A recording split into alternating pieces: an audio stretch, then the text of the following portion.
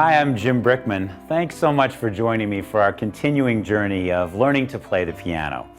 Now, this DVD is the second of a two-part series which teaches the basics of playing the piano and how to read music. Now, on the first DVD, we learned the names of the notes, how to play with both hands, and a little bit about chords. The goal was to get your fingers used to the feel of the piano and learn some basic fundamentals.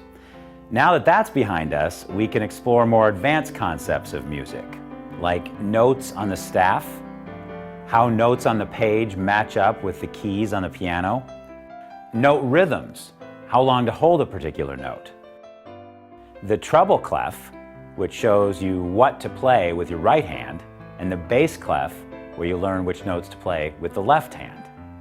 We're even going to talk about time signatures, which shows you how many beats per measure, and reading chord symbols, which are groups of notes played together. But don't worry, because I'm going to explain them very simply. I know it sounds like there's a lot, but we're going to go slow. There's also going to be great graphics to help you visualize how music is read. So let's get started.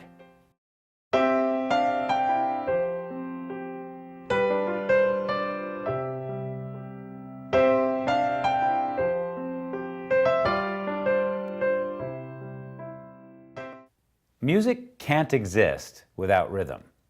You've probably never thought about this, but without rhythm, you just have a bunch of notes.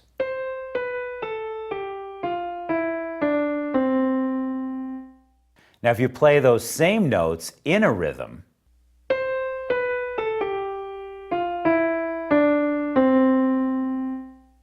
so rhythm really does affect music. In fact, I remember one of my early piano teachers used to ask me, "What is music?"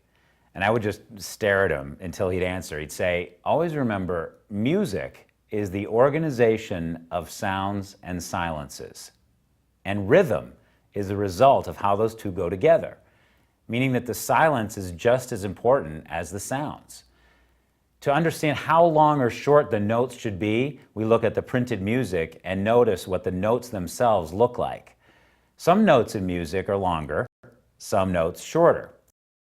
So let's start by learning the four most common notes that you'll see in printed music. The appearance of these notes will tell you how long or how short we'll hold them.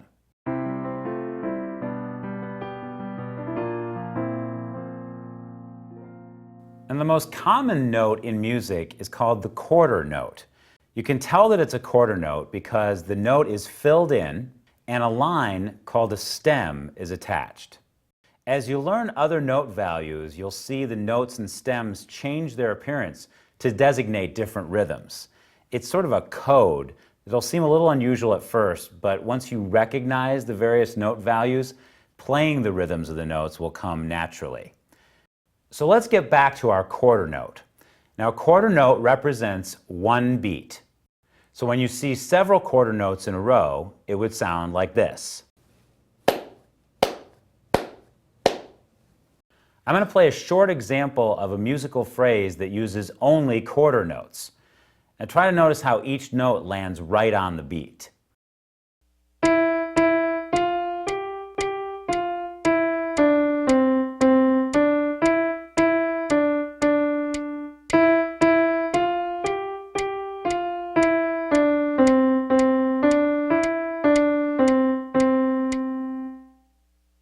A quarter note is very easy to play because each note lands right on every beat. So let's practice the feeling of playing the quarter note with each finger, starting with C, D, E, F, and G, and just follow along with the prompts and play along on each beat. 1, 2, ready, go.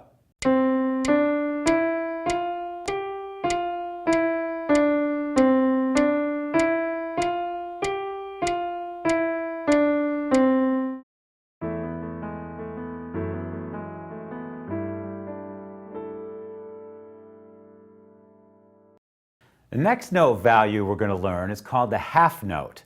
You'll notice that the half note looks like the quarter note in one respect. They both have stems, but it differs from the quarter note in that it's hollow. The note is not filled in. The half note lasts for 2 beats. Now remember, when we clapped the quarter notes, we clapped on each beat. When you clap a half note, you clap on the first beat and then you hold the second beat. 1, 2, 1, 2, 1, 2, 1, 2. So a series of half notes would sound like this.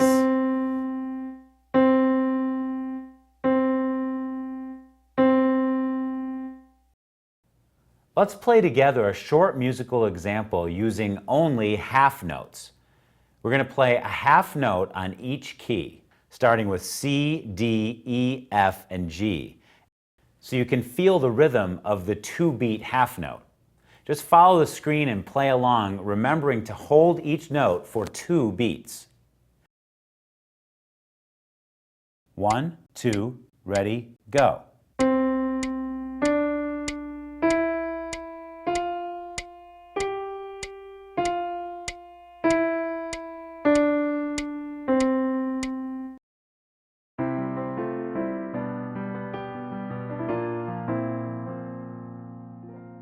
The next note value commonly used in music is called the whole note. The whole note has a unique appearance. It doesn't have a stem, and the note is hollow. So if a quarter note gets 1 beat, a half note gets 2 beats, and a whole note gets 4 beats. You only clap 1 time for a whole note, and then hold the hands together with movement for the remaining 3 beats. 1, 2, 3, 4. 1, 2, 3, 4. Let's play the same 5-note sequence, this time as whole notes.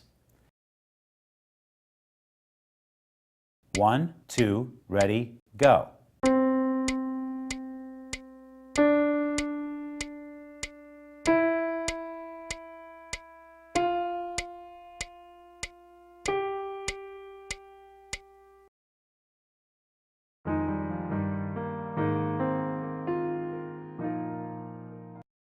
Now hopefully the relationship between the various note values makes some sense to you by now, with the words quarter, half, and whole. And with that in mind now, let's try a note that's a little trickier. The 8th note. Now notice the little line coming off the stem. It's a flag. And notice that the note head is filled in again. So if you know that a quarter note gets 1 beat, then it kind of makes sense that the 8th note is only half a beat. It takes 2 8th notes to last as long as a quarter note. Now I know this gets a little bit challenging because it's the first note that we've looked at that's worth less than a beat. And also it's the first note that we play in between the beats. This is because an 8th note is worth only half a beat. You count 8th notes by saying 1 and. Here's an example. 1 and 2 and 3 and 4 and 1 and 2 and 3 and 4 and. So a series of 8th notes played using the same 5-note sequence would sound like this.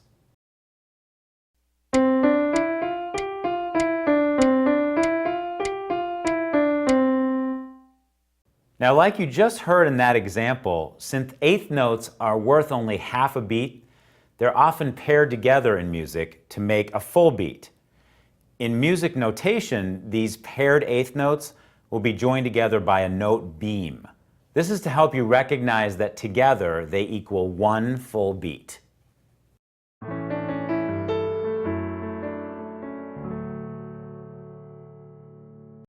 Okay, great. We've just learned how to count 4 different types of note values. So why don't we do an exercise and clap the rhythms of some of these patterns of notes. After the rhythm pattern appears on the screen, I'm going to tap out the rhythm on middle C. See if you can follow along.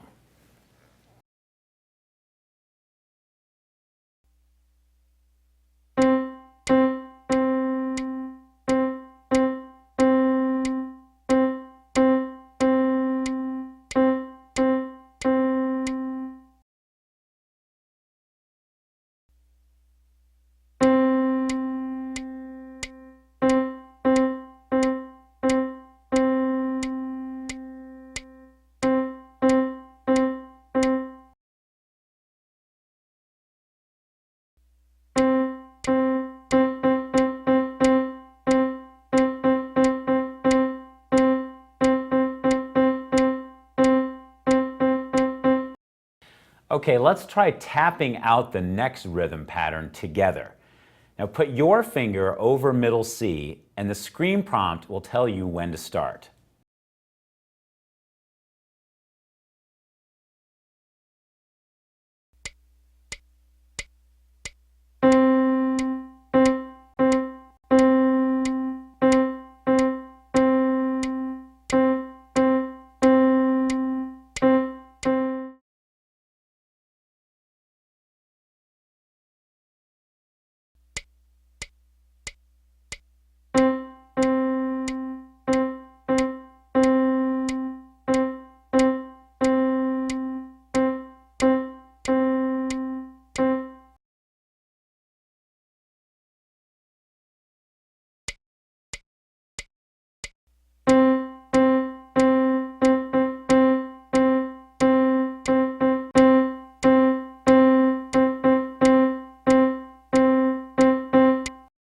Just knowing these note values will go a long way in learning to read music.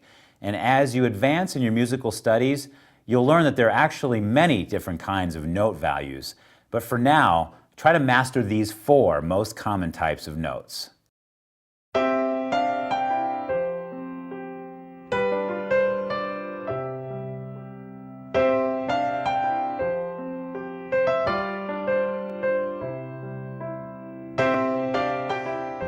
In the last section, we learned about how to count the rhythm of various notes.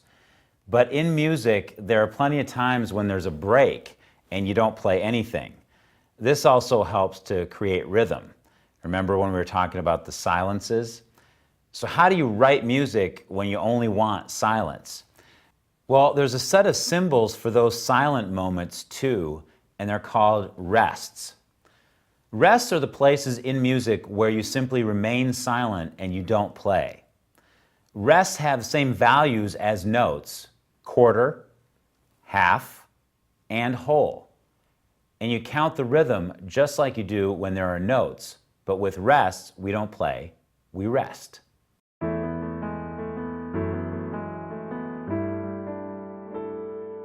Remember the quarter note from the last section? Well, this is the symbol of a quarter rest. And just as you would play a quarter note with 1 beat, with a quarter rest, you rest for 1 beat. Here's an example. This is what 4 quarter notes in a row sound like.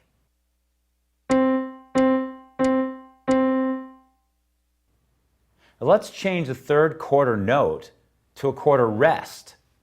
Now it sounds like this.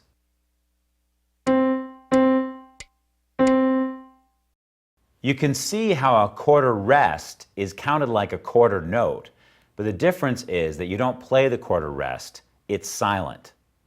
Let's listen to these next musical phrases, see if you can visualize the rhythm and hear the quarter rests.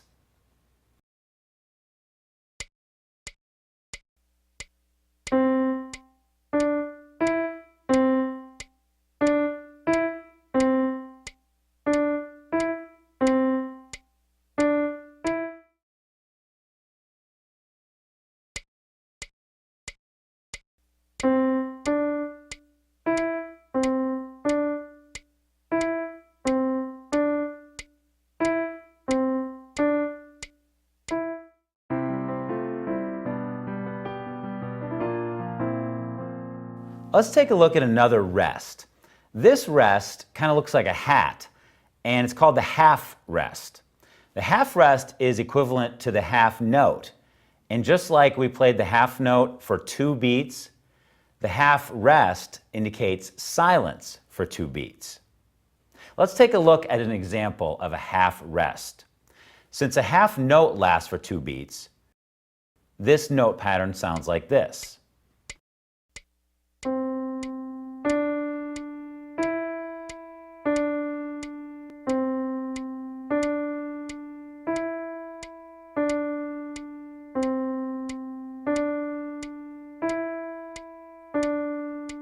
But if we change some of the notes to half rests, it sounds like this.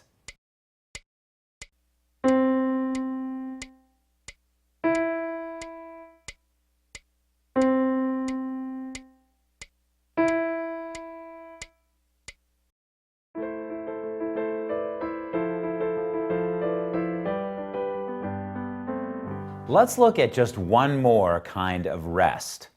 This rest looks like an upside down hat. It's called a whole rest. And just like a whole note gets 4 beats, a whole rest gets 4 beats. So in this music example, the first 4 notes are played on the beat, and then there's a big 4-beat rest thanks to the whole rest symbol. The rhythm of this example will sound like this.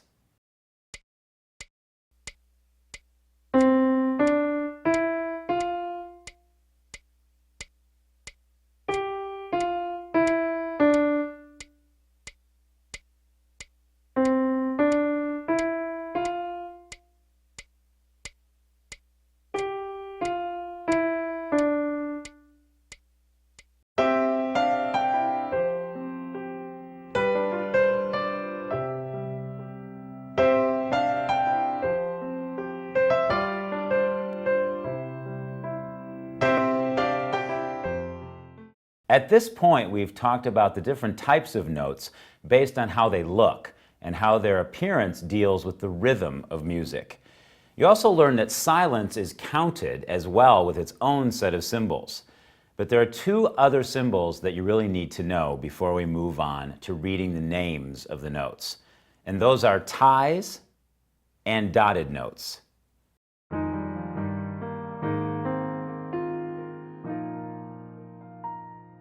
Occasionally in music, you see a curved line going from one note to the next note, as in this example. This is another rhythm notation, and it's called a tie. Ties are used to connect 2 notes with the same pitch to make a longer note. A tie literally ties together each note value. A simple example would be 2 half notes tied together. This would mean you'd hold the note for a total of 4 counts. Well, now that you understand the concept, let's try an example you might see. Here's a half note tied to an 1/8 note. This will give us 2 beats plus a half a beat, which equals 2.5 beats. And if it appeared in a musical phrase, its length would sound like this.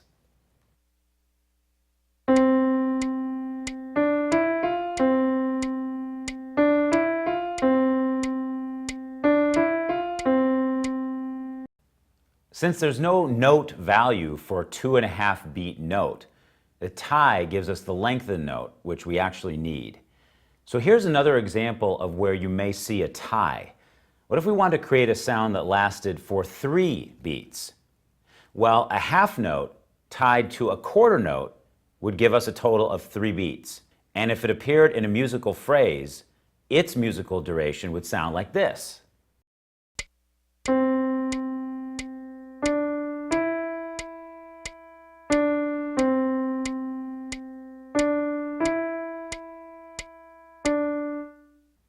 Many times ties are used at the end of a measure to carry over into the next measure. Now that you understand that ties simply tie or add together the beat count of the following note, view these examples, see if you can guess the answer before it appears.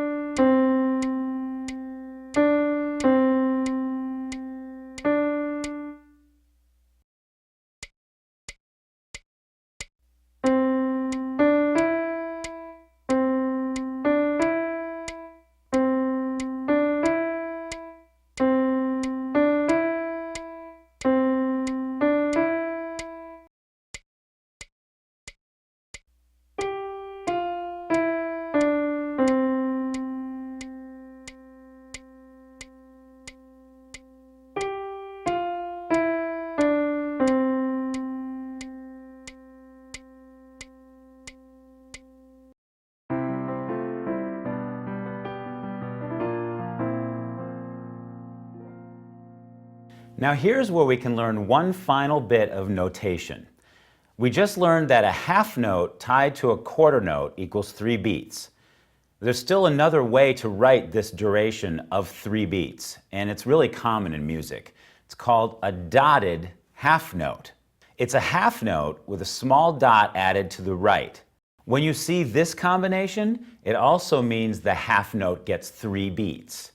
That's because the purpose of the dot is to extend the associated note's duration by half of its original value. So a half note equals 2 beats, and the dot adds another 50% of that half note value, which is 1 more beat. So 2 beats plus 1 beat are 3 beats. Takes a little bit of math to understand how the dot works, so let's try another one. How about a dotted quarter note? Well, a regular quarter note would be 1 beat, and the dot means add another half of that 1 beat. So together, this note would be held for 1.5 beats. Most dotted notations are a shortcut for writing ties. To read music quickly, it's best to memorize the length of dotted notes the same way that you know the length of a standard note. So to help you put it all together, see how well you do guessing the following beat counts. It's a mix of everything that we've covered so far.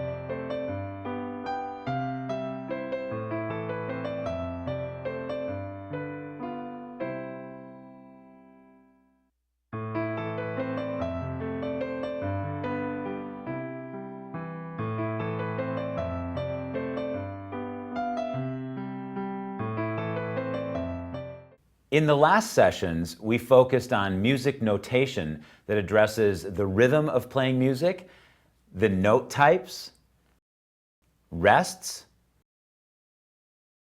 even the note extensions like ties and dotted notes. Now it's time to learn about how each of these notation elements are placed on the staff so that you can translate a piece of music like this into a playing experience like this.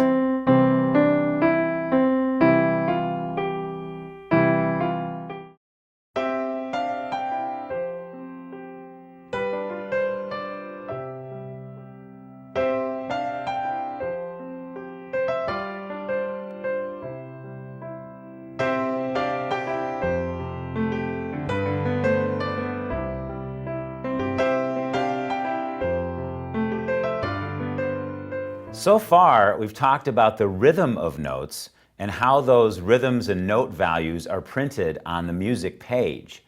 Now we're ready to take those various notes we've been talking about and give them a pitch.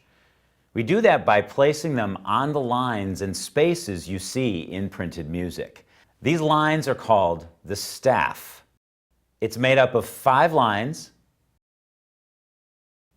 and 4 spaces. The notes on the staff represent specific keys on the piano. See the vertical lines in bold black breaking up the staff? These are called bar lines.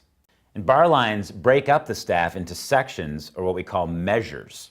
Looking at this staff, you'll see 1, 2, 3, 4 measures.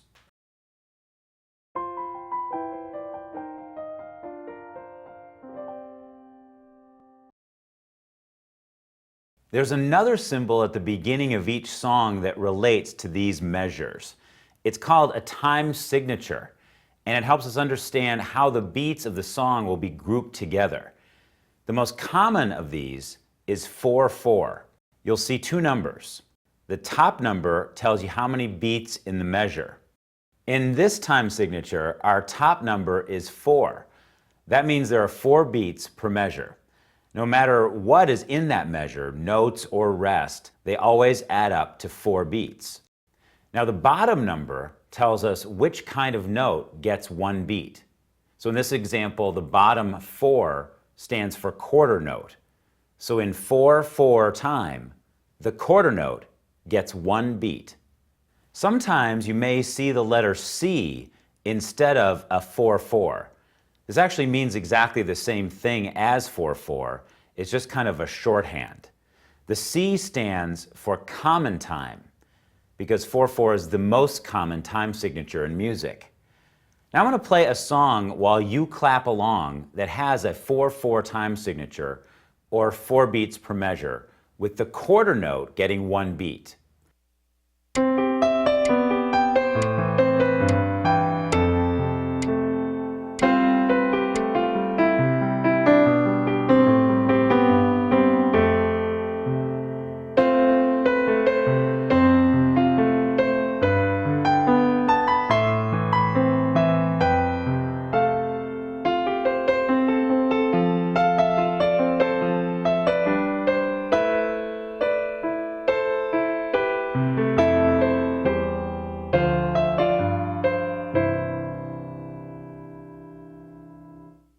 Let's look at another time signature. This time there's a number 3 on the top, and that'll mean that there are 3 beats per measure. So no matter what notes or rests you have, they have to add up to 3. When you're in 3/4 time, you won't see any whole notes, because a whole note gets 4 beats, which would not fit into a 3-beat measure. However, quite often you do see this type of note. And that's because, as you may recall, this note gets 3 beats, the exact length of a 3/4 measure. Here's an example of a song in 3/4 time. You'll notice that this time signature has the feel of a waltz. In fact, 3/4 or 3/4 time is often called waltz time.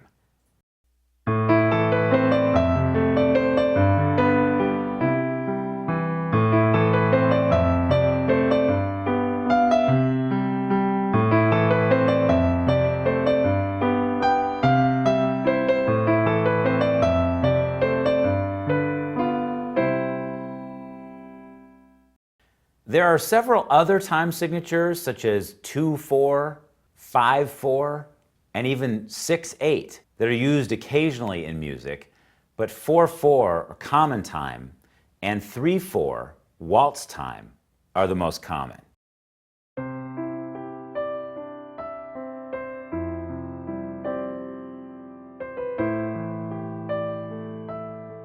In addition to a time signature, there will always be another symbol at the beginning of each piece of music, and usually at the beginning of every staff.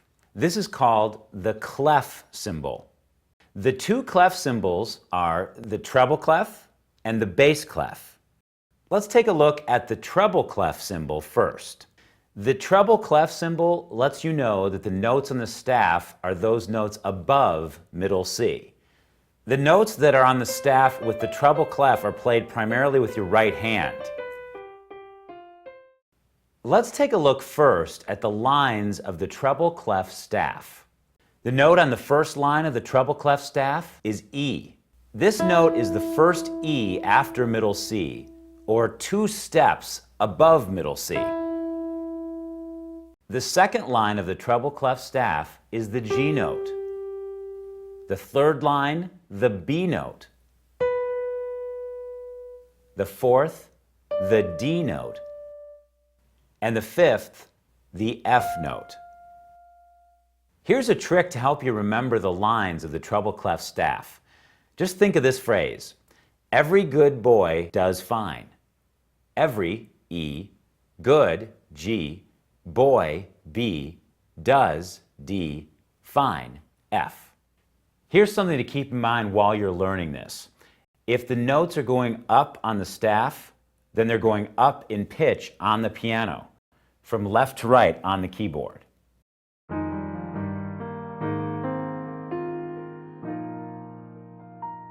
See the notes resting on the lines in the treble clef staff? We're now going to read and play those notes on the piano. And because this is the first time we're going to be reading music, we're going to play each note as a quarter note and make it easy. And it doesn't matter if the quarter note's stem is up or down, it's still a one beat count. Also, to help guide your fingers, you'll notice little numbers underneath each note. These numbers represent the fingers that you should use to play the notes most easily. Let's read and play. We'll take it slow. So looking at the music, you see E, G, B, D, F. Now play along with me after the screen prompt.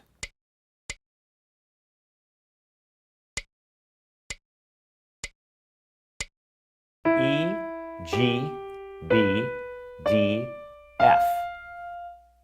All right, one more time.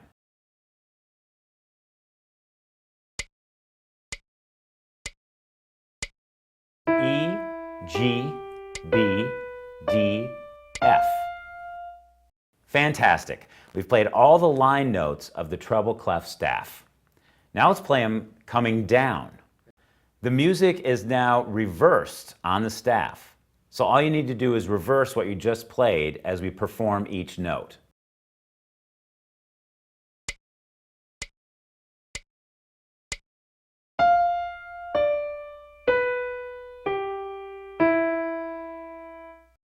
Now let's move on to the spaces of the treble clef.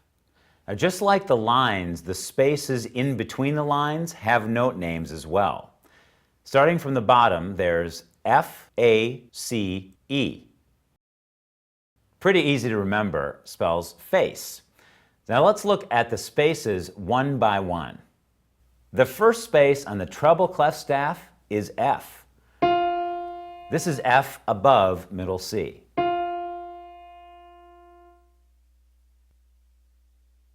The second space is A. The third space is C, which is the next C note on the keyboard to your right above middle C. And the fourth space is E.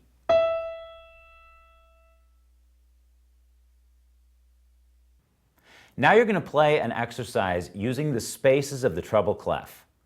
And you know the drill. Read the note on the staff and play using the proper fingers along with me.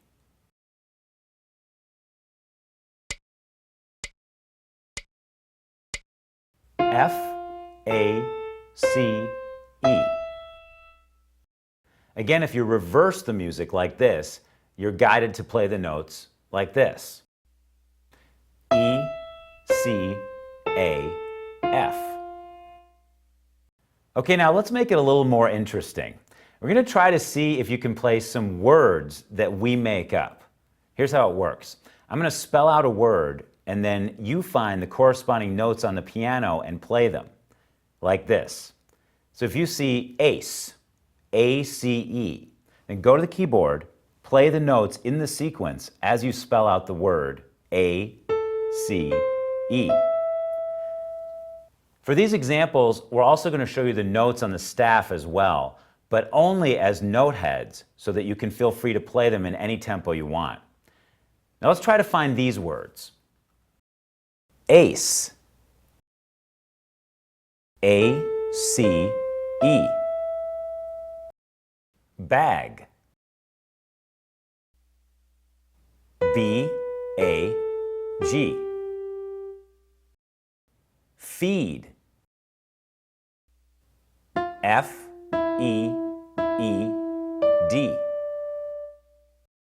Fed, F-E-D. Decade, D-E-C-A-D-E.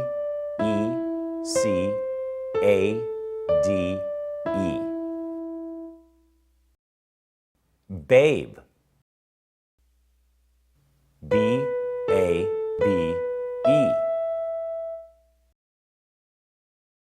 Edge, E-D-G-E.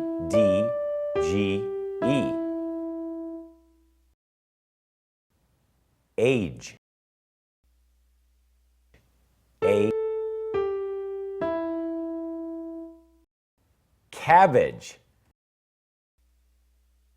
C, A, B, B, A, G, E. Face, F, A, C, E.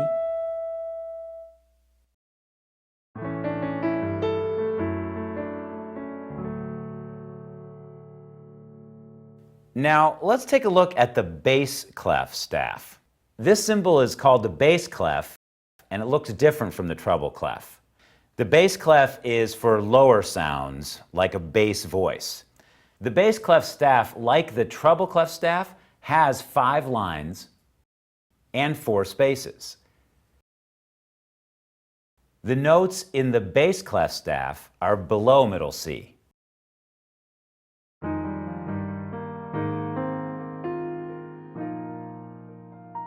The notes in the bass clef staff are primarily played with your left hand.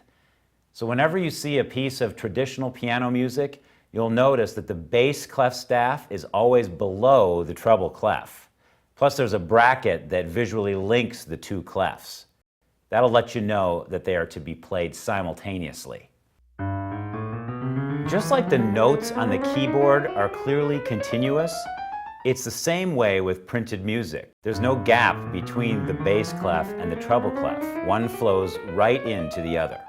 As you develop your reading skills, you'll eventually look at both clefs as one visual element. There's even a name for the combination of the treble and bass clefs. They call it the grand staff.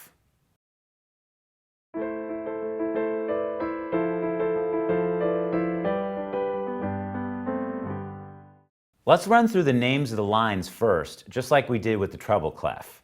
Now you'll notice that they're different notes than the treble clef. The bottom of the bass clef staff is G. This G on the piano is 2 Gs down from middle C. The next line we have is B. The next is D. The next line is F. And then A.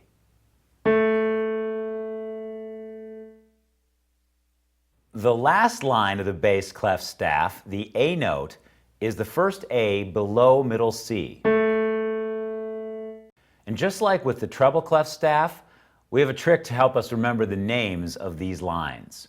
Good boys do fine always. Let's try playing those notes on the piano with our left hand. We're going to start at the bottom on the G note. Remember, this G is not the one just down from middle C, but the second G down from middle C. Now here's B, then D, then F, and then A. Okay, let's do it one more time. This time, let's read and play the notes from the bass clef on slow quarter note beats, up and down, just like we did earlier in the right hand. Remember to use the fingering numbers as a guide for each finger.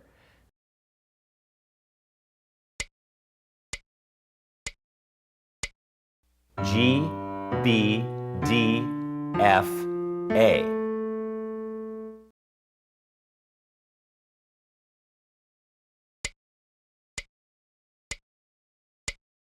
G, B, D, F, A.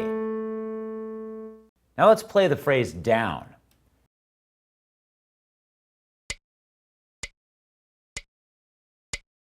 A, F, D, B, G. Now let's look at the spaces of the bass clef. The spaces in the bass clef are A, C, E, G. Here's another trick to remember them. This phrase, all cows eat grass. Let's practice reading and playing these notes. A, C, E, G.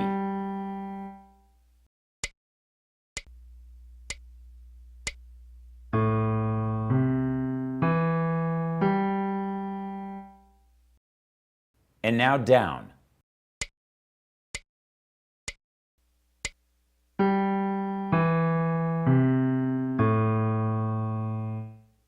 Now for our last exercise.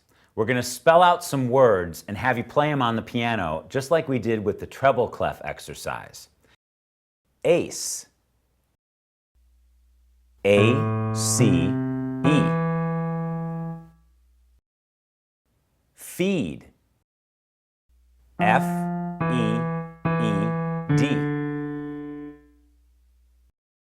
Babe. B-A-B-E.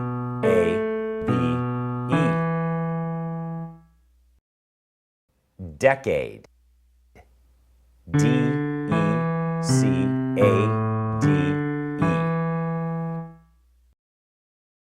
Fed. F-E-D. Edge. E-D-G-E. Face. F-A-C-E. Cabbage. C-A-B-B-A-G-E.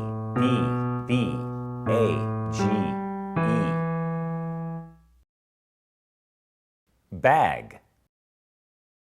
B-A-G.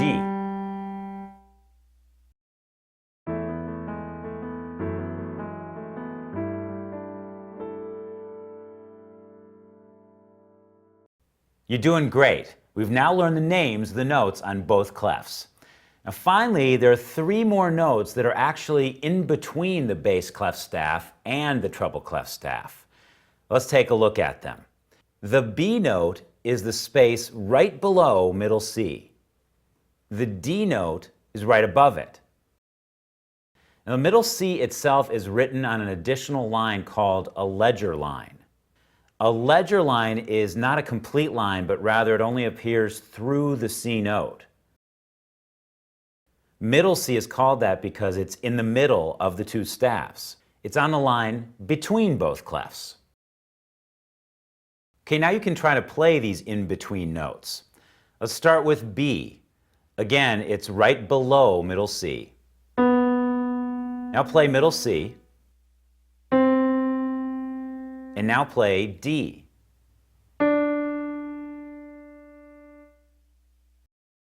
Great job. Now you have read, named, and played all the notes you need for beginning piano.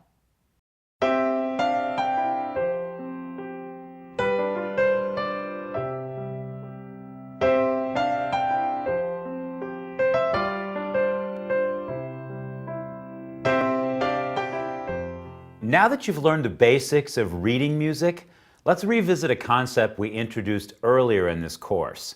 Remember that chapter when I talked about how to play chords with your left hand? Chords are groups of notes played at the same time, and they have names like C major or A minor. We're going to discuss playing chords once again, and now I'm going to show you how those chords appear in printed music. The nice thing about reading chords in music is that you're simply looking at letter names above the melody part. The proper musical term for that is called chord symbols. For beginners, this approach to playing the left-hand accompaniment is more popular than reading bass clef, which can sometimes be challenging. You simply read the melody line as you read the chord symbols, and the end result will sound like this.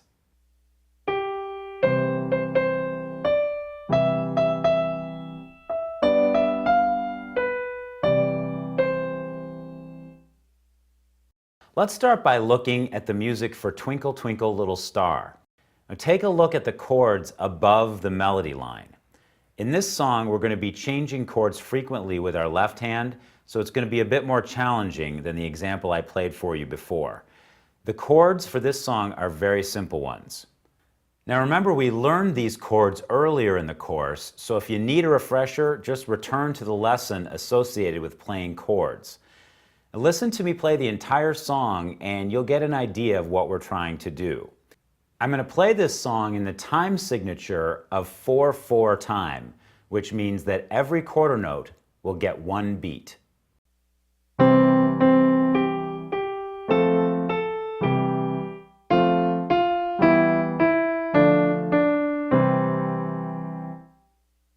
So that's the goal.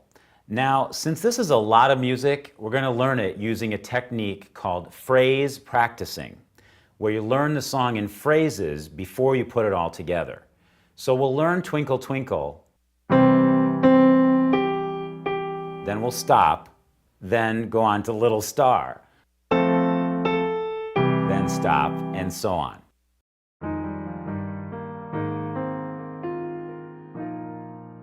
Let's start from the top and look at the first phrase. The left hand is going to play a C chord, and the right hand is going to play C, C, G, G, using quarter notes. Also note that the C chord is held until the next chord comes along. In this case, it's held for one measure, or 4 beats. So let's get our left hand in chord position with your pinky on C, your middle finger on E, and your thumb on G.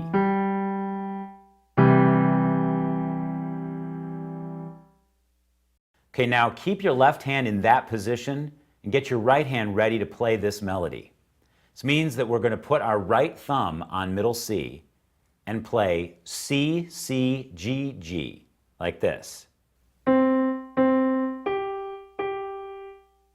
try it along with me, just the right hand. C, C, G, G.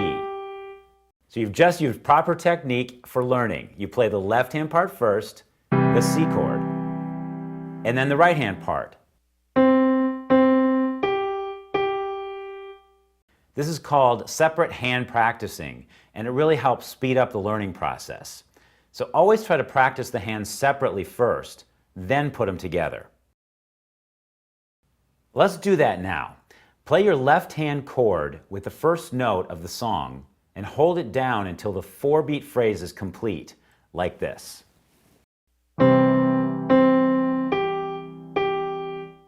Okay, now you try it.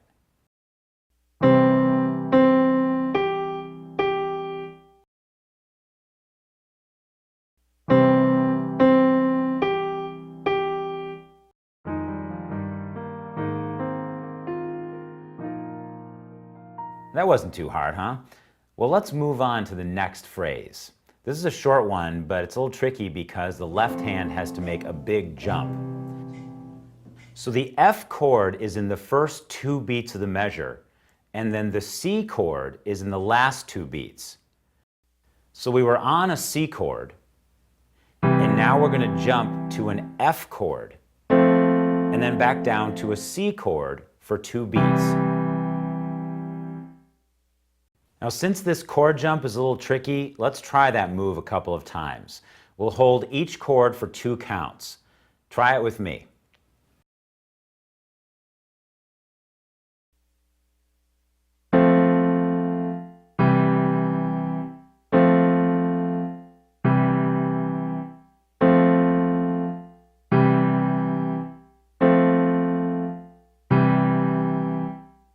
Great. Now let's practice the next right hand melody part, the next measure.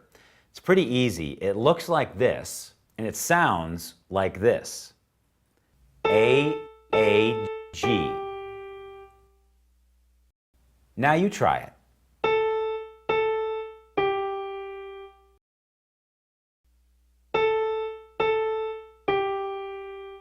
When you put your hands together on our second phrase, it sounds like this.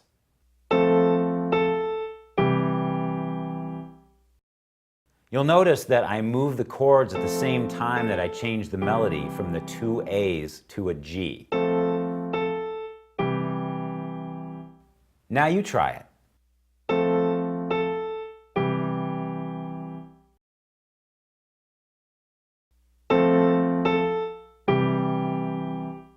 Now let's combine those 2 phrases together so it sounds like this.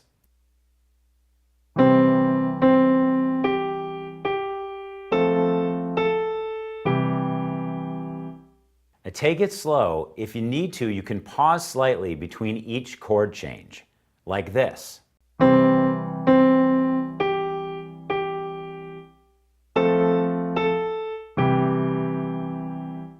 Then, when you feel the chord moves are clean, play it with the proper timing, like this. Okay, now let's play together. Just follow the screen prompts to the first two-bar phrase and then play along. When you can play it, move on.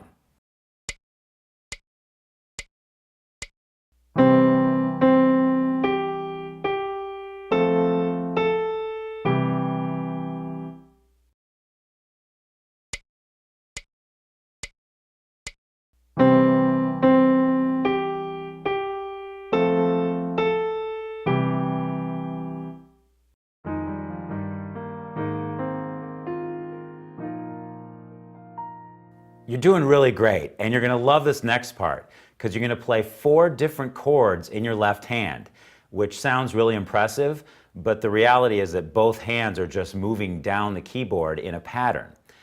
This is what it looks like on the keyboard.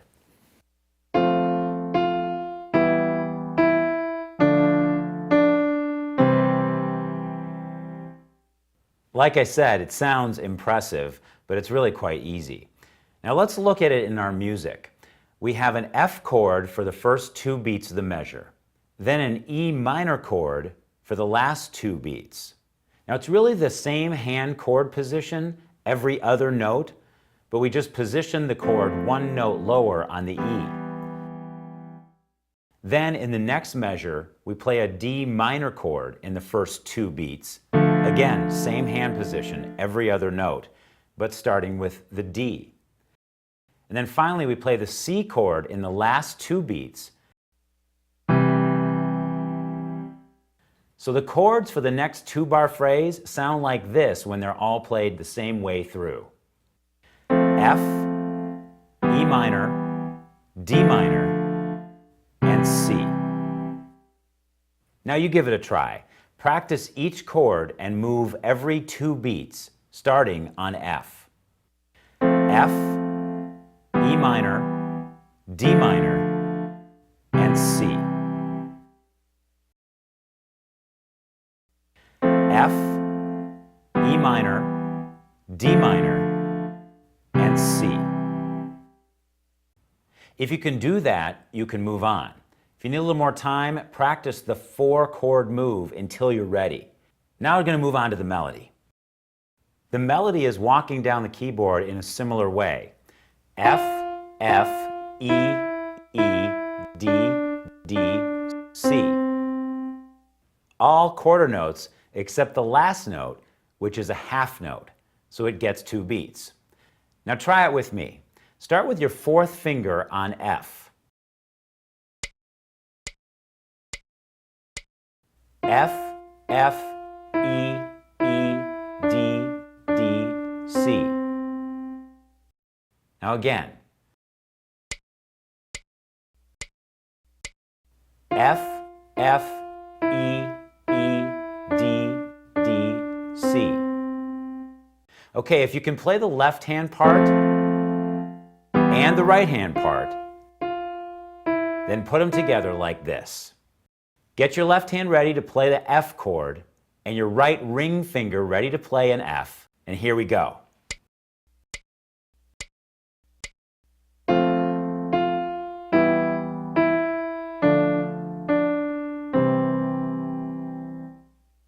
Okay, one more time. Just follow the screen prompts.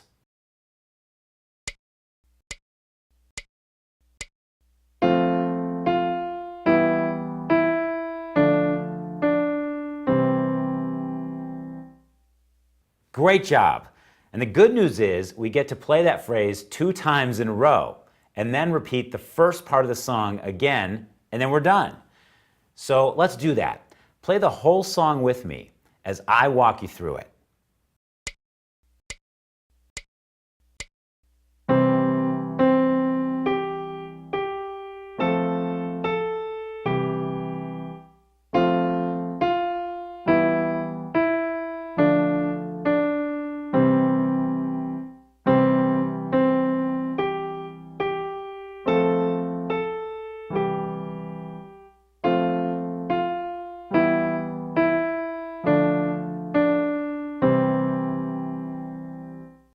You just experienced the concept of reading a melody line with chord symbols.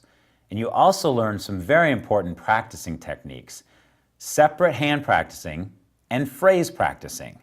So you're well on your way to playing music at a beginner level. Now feel free to revisit this session as many times as you like.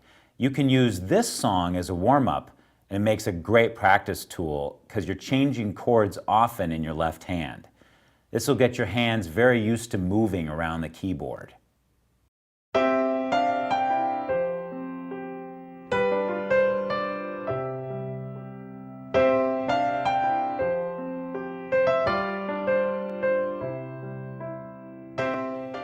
Now that you've learned some of the basics of reading and playing the piano, you may be eager to find some music books at your local store.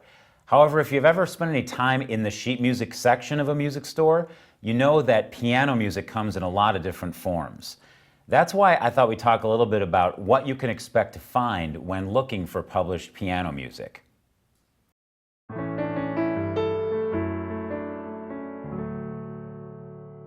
When I started to play the piano, I thought I was really clever because I looked at the guitar chords in sheet music above the melody line to decide what I should play in my left hand, and then take those guitar chords and play them as piano chords in my left hand while I played the melody and other notes in the right hand. That's why we introduced chords in the last lesson. It's really a quick way to playing popular music. Lead sheets, also called fake books, could give you the skeleton of the music by providing the melody written in the treble clef with the chord symbols printed above them. They offer an easy way to play a lot of songs, playing only the melody without the left hand. A collection of lead sheets is called a fake book, and it's a popular format of printed music. One of the best advantages of fake books is that there are often hundreds, sometimes over 1,000 songs in a single book, just like the one here. Here's an example of a lead sheet. It's the music for Jingle Bells. Now you're going to play the melody in your right hand while you play chords based on the chord symbol markings on top of the staff in your left hand. Now let me play a few bars of the songs and follow along with this music.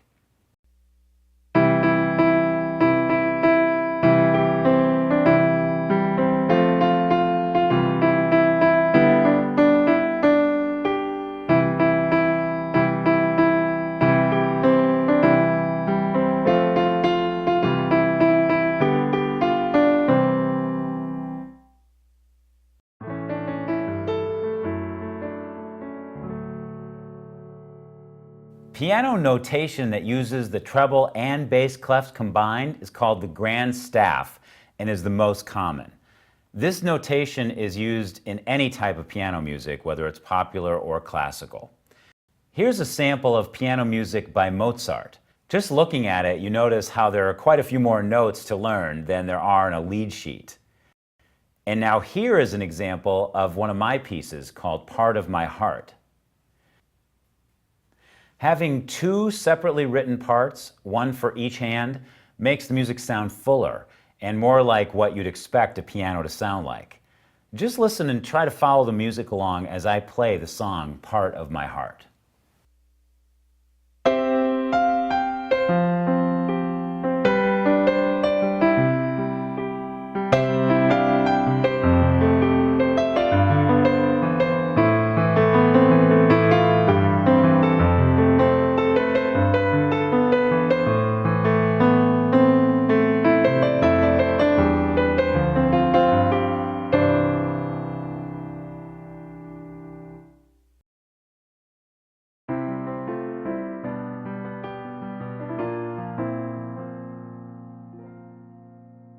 The next thing we're going to talk about is piano vocal music. Many popular piano books have an extra staff line above the piano line so that the melody can be isolated for a singer. This format is called piano vocal arrangements. And here's an example. It's my song called Valentine. Now in this arrangement of the music, there are 3 staffs instead of the usual 2.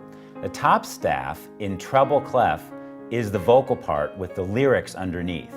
Under this is the same grand staff we just discussed. You can play the grand staff and typically the melody is the top voice of the right hand and the rest is the harmonies.